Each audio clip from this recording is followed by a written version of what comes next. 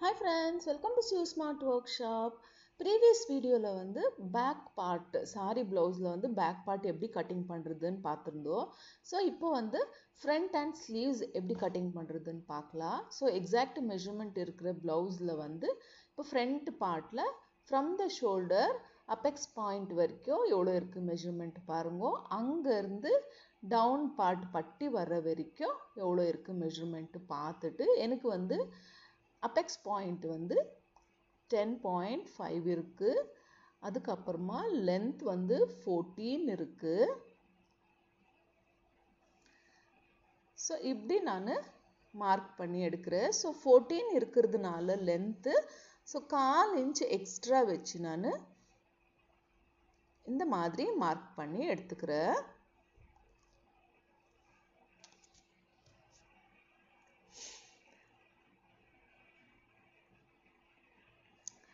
அதுக்கு அப்புறமா ஃப்ரண்ட்ல வந்து இந்த பிளேஸ்ல ஸ்டிச்சிங்காக 1/4 inch இந்த மாதிரி மார்க் பண்ணிக்கோங்க. மார்க் பண்ணினதுக்கு அப்புறமா வந்து பிளவுஸோட நெக் பார்ட் நீங்க பிளேஸ் பண்ணிக்கணும். நான் இப்போ பேக் கட் பண்ணியிருக்கேன். இது ஷோல்டர் விடுத்து எவ்வளோ இருக்குன்னு அதே ஷோல்டர் விடுத்து எனக்கு வேணும். ஏன்னா நான் பிளவுஸில் மெஷர்மெண்ட் பிளவுஸில் ஷோல்டர் கொஞ்சம் பெருசாக இருக்குது. ஸோ நான் ஷோல்டரோட விடுத்து வந்து குறைச்சி வச்சுருக்கேன். ஸோ இந்த மாதிரி பிளேஸ் பண்ணிக்கணும். ஸோ பிளேஸ் பண்ணும் போது நம்மளுக்கு ஃப்ரண்ட்டில் 1/4 inch விட்டுருந்தோம் இல்லைங்களா, அந்த பிளேஸ்லேருந்து தள்ளி இந்த மாதிரி பிளேஸ் பண்ணி எடுத்துக்கோங்க. இப்போ வந்து நெக்கோட மெஷர்மெண்ட் கரெக்டாக இருக்குது. அதனால எக்ஸாக்ட் நெக் எப்படி இருக்குது அதே மாதிரி நான் மார்க் பண்ணி எடுக்கிறேன்.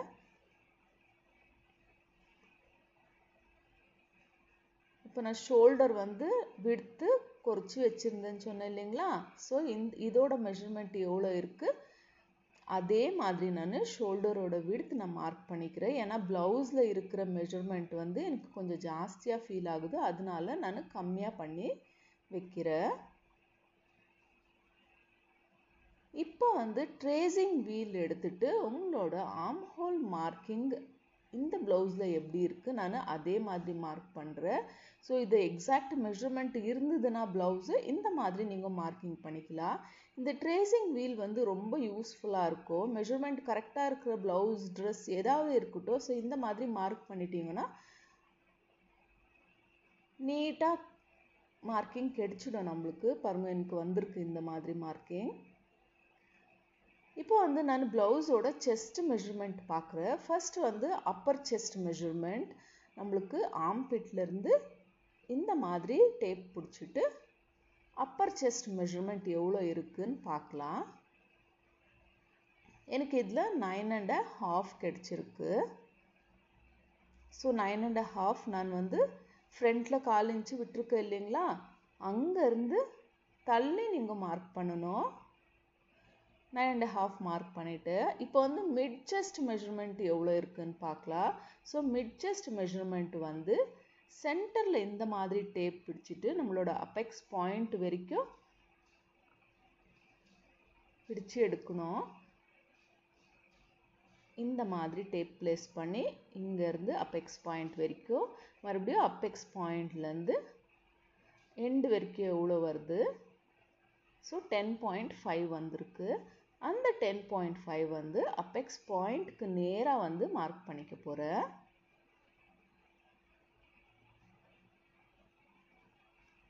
ஸோ இந்த மாதிரி Appar chest and mid chest நீங்கள் மார்க் பண்ணும்போது கஃப் வந்து கம்ப்ரெஸ் ஆகாமல் நீட் ஃபினிஷிங் கிடைக்கும்.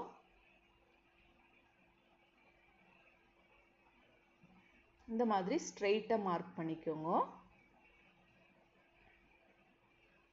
இப்போ நான் ஆர்ம் வந்து ஷேப் கொடுத்துருந்தேன் இல்லைங்களா மார்க்கிங்.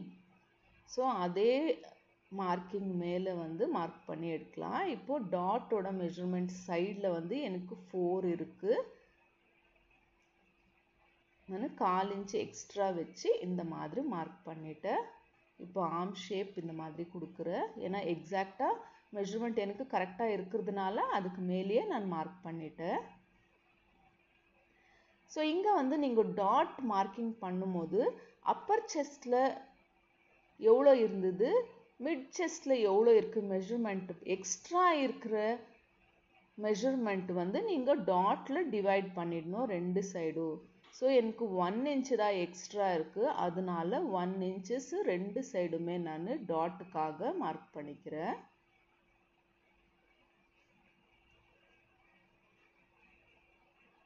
ஒன் to 1.5 inches வந்துச்சு எனக்கு, அதனால நான் மார்க் பண்ணிக்கிறேன்.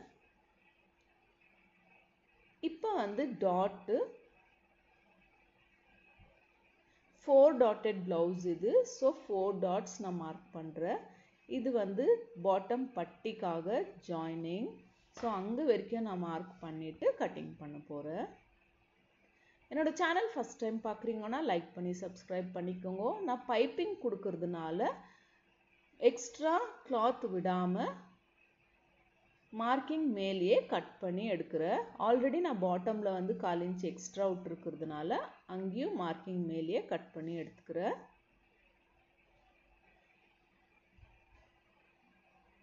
இப்போ இந்த டாட் நீங்கள் பிடிச்சிட்டிங்கன்னா ஸ்டிச்சிங் வந்து ஸ்ட்ரெயிட்டாக வந்துடும் உங்களோட மெஷர்மெண்ட்டுக்கு.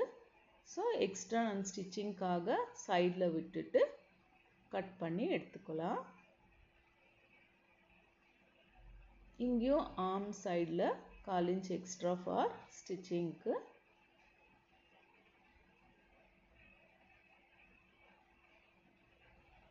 பாருங்க, இது back and then front.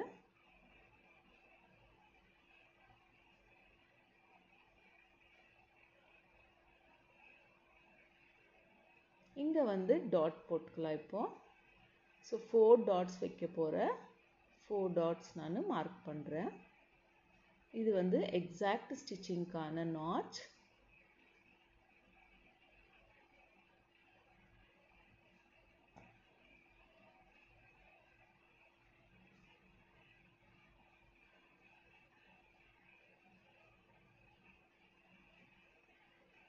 So இங்கேருந்து இந்த மாதிரி மார்க்கிங் போட்டு டாட் மார்க்கிங் கொடுக்கலாம்.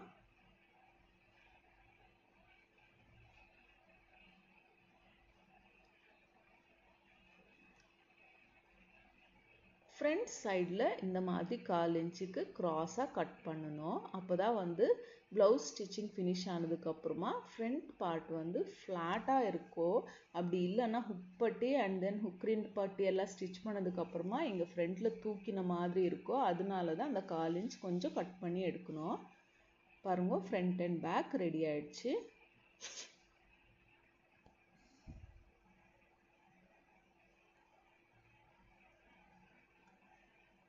இப்போ வந்து ஸ்லீவ்ஸோட கட்டிங் எப்படி பண்ணுறதுன்னு பார்க்கலாம்.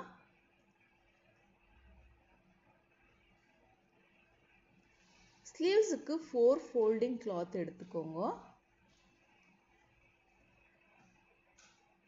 பாட்டமில் வந்து ஃபோல்டிங்காக 1 to 1.5 inches. இது பிளெயின் ப்ளவுஸ்ன்றதுனால 1 to 1.5 inches ஃபோல்டிங்காக விடணும்.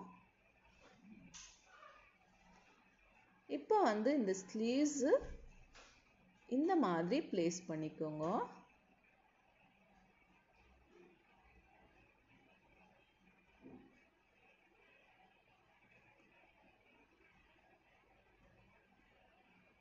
இந்த மாதிரி நீட்டாக பிளேஸ் பண்ணதுக்கு அப்புறமா ஃபஸ்ட்டு ஆர்ம் சைடில் நம்மளுக்கு ஸ்டிச்சிங்லேருந்து 1/4 inchக்கு மேலே மார்க் பண்ணிக்கோங்க. சைடில் இந்த மாதிரி மார்க் பண்ணிவிட்டு ஸ்லீவ்ஸோட லென்த் நம்மளுக்கு எவ்வளோ இருக்குது அங்கேருந்து 1/4 inchக்கு மேலே மார்க் பண்ணிவிட்டு ட்ரேசிங் வீல் வச்சு இந்த மாதிரி நீங்கள் மேலே மார்க் பண்ணிங்கன்னா அப்போ வந்து ஃப்ரண்ட் ஷேப்புக்கான மார்க்கிங் கிடைக்கும். ஓப்பன் பண்ணிவிட்டு பேக் சைடில் மார்க் பண்ணிங்கன்னா பேக் ஷேப்புக்கான மார்க்கிங் கிடைக்கும். பாருங்கள், உங்களுக்கு தெரியுதா இல்லைன்னு தெரியல, இந்த மாதிரி ஷேப் கிடைச்சிது எனக்கு. அதுக்கு மேலேயே நான் மார்க் பண்ணி எடுத்துக்கிறேன்.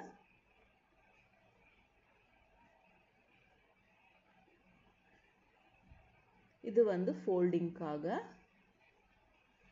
நான் ஆல்ரெடி 1/4 inch விட்டுருந்தேன் இல்லைங்களா, அதனால அதுக்கு மேலேயே நான் மார்க் பண்ணிக்கிறேன். இங்கே இப்படி கட் பண்ணிட்டா இது வந்து பேக் ஷேப் கிடைச்சிடுச்சு. இது வந்து ரெடிக்கான நாட்ச்.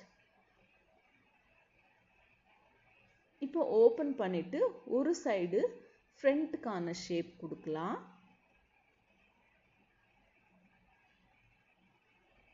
இது வந்து ஃப்ரண்ட் சைடுக்கான ஷேப்.